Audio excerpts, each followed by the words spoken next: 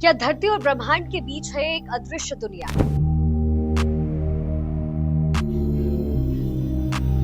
क्या उसी अदृश्य दुनिया में हो चुका है कल्कि का जन्म? क्या धरती पर पाप को मिटाने के लिए जल्द आ रहे हैं भगवान कल्कि?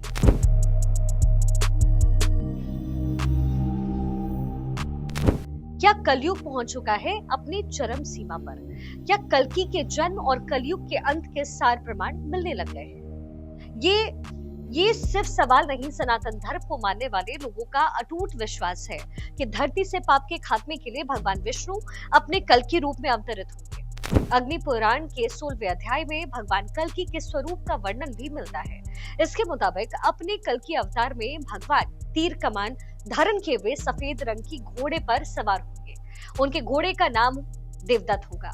ये अवतार भगवान के भक्त होने के साथ साथ वेदों और पुराणों के ज्ञाता और एक महान योद्धा होंगे। कल्कि भगवान के गुरु विष्णु के ही परशुराम जी होंगे। तो आज मैं आपको बताऊंगी कि कल्कि अवतार से जुड़ा हर एक रहस्य जो आपके लिए जानना जरूरी है। मान्यता है कि भगवान विष्णु के 10वें और अंतिम अवतार का जन्म होगा शंभाला में। शंभाला एक संस्कृत शब्द है जिसका अर्थ है शांति का स्थान।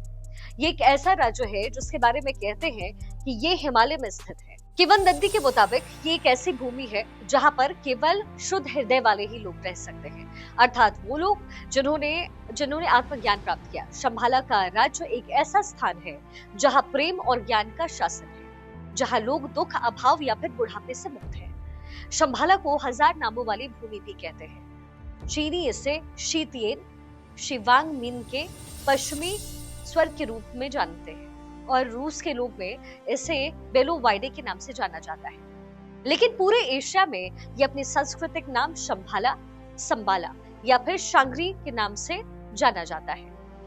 विष्णु पुराण और श्रीमद् भगवत पुराण में कई स्थान पर शंभाला का उल्लेख भी मिलेगा।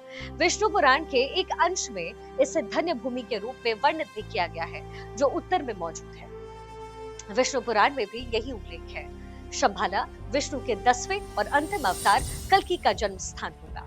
कल्कि को एक महान योद्धा कहा जाता है जो कलयुग के अंत में प्रकट होगा, जो अंधकार और अराजकता का वर्तमान युग होगा। वो बुरी शक्तियों को पराजित करेगा और शांति और समृद्धि के एक नए युग की शुरुआत करेगा। वो ग्रंथ जिसमें शंभाला पर सबसे पहले विस्तार से चर्चा की गई है वो कालचक्र है। कालचक्र तिब्बती बौद्ध धर्म में एक जटिल और उन्नत गूढ़ शिक्षा और अभ्यास को संदर्भित करता है। कालचक्र तंत्र कहता है कि कलयुग के समय में शंभाला से कल्कि नामक एक महान योद्धा उठेगा और पूरी शक्तियों को पराजित करेगा। कल्कि तब शांति और समृद्धि के लिए एक नए स्वर्ण युग की शुरुआत करेगा। अब सवाल ये है कि क्या हम भी शंभाला पहुंच सकते हैं? माना जाता है कि हमारे शरीर में 7 चक्र होते हैं जिन्हें एनर्जी फ्लो गेट्स कहते हैं। इसी तरीके से पृथ्वी में भी हमारे चक्रों के समान एनर्जी फ्लो गेट्स हैं।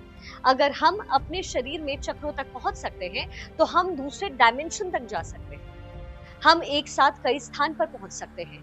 1 मिनट में पृथ्वी की यात्रा कर सकते हैं, समय और स्थान को मोड़ सकते हैं और टाइम ट्रैवल कर सकते हैं। मान्यता है कि जो लोग अपने चक्रों को सक्रिय करते हैं और अन्य डायमेंशंस तक पहुंच सकते हैं वो शंभाला के राज्य को देख सकते हैं। शंभाला एक मल्टी डायमेंशनल राज्य है जो सामान्य मनुष्यों के लिए अदृश्य है। इसे सैटेलाइट फुटेज, गूगल मैप या फिर जीपीएस सिस्टम में नहीं दिखाया जा सकता है। अब सवाल उठता है कि क्या किसी ने शंभाला जाने की कोशिश की है? तो जवाब है हाँ। पिछले 2000 सालों में हजारों लोगों ने कोशिशें की है। कहते हैं कि हिटलर के साथ एक रिसर्चर थे जिनका नाम था निकोलस रॉय रीच। कहते हैं कि कालचक्र मंत्र की पुस्तक के आधार पर रॉय रीच ने 1924 से 1928 तक शंभाला तक पहुंचने की कोशिश भी की, हालांकि वो सफल नहीं हुए। किंवदंतियों के मुताबिक शंभाला की खोज सिकंदर ने भी की, लेकिन वो भी सफल नहीं हुआ। हालांकि कई लोग शंभाला को देखने का दावा करते हैं। मान्यता ये है कि केवल अपने चक्रों को सक्रिय करके ही वहां पर पहुंचा जा सकता है।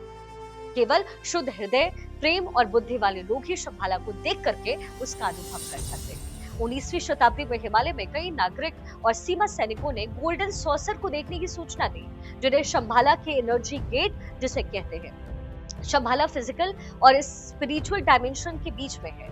अब अपने मूल प्रश्न पे मैं लौटती हूँ कि क्या शंभाला में कल्कि का जन्म हो चुका है और धरती पर ही भी उसके प्रमाण मिलते हैं। मान्यता के मुताबिक कलयुग में मनुष्य की उम्र सीमा 100 साल से घटकर 25-30 साल की रह जाएगी। इस दौर में मनुष्य की औसत लंबाई 5.5 फीट की रह जाएगी और पाप की मात्रा 75% तक बढ़ जाएगी। यानी चारों ओर पाप का बोलबाला होगा। लोग कहेंगे कुछ और, करेंगे कुछ और। शिष्य अपने गुरुओं का सम्मान नहीं करेंगे, पुत्र पिता का मान नहीं रखेगा। लोग घमंड से भरे हुए होंगे और चारों ओर अधर्म फैला होगा। आध्यात्मिक तौर पर अगर देखा जाए तो आज का समाज कुछ वैसा ही होने लगा है। यानी कल्कि जन्म के जो कारण बताए गए हैं वो आज धरती पर चारों ओर नजर आते हैं। लेकिन ये नहीं कहा जा सकता कि पाप अपनी चरम सीमा पर पहुंच चुका है।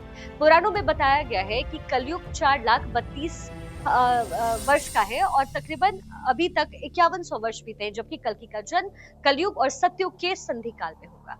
इस आधार पर माना जाता है कि कल्कि के अवतार में अभी समय बाकी है, लेकिन कई लोग इसके उलट ये भी मानते हैं कि कल्कि का जन्म अब बस कुछ ही वर्षों में होने वाला है।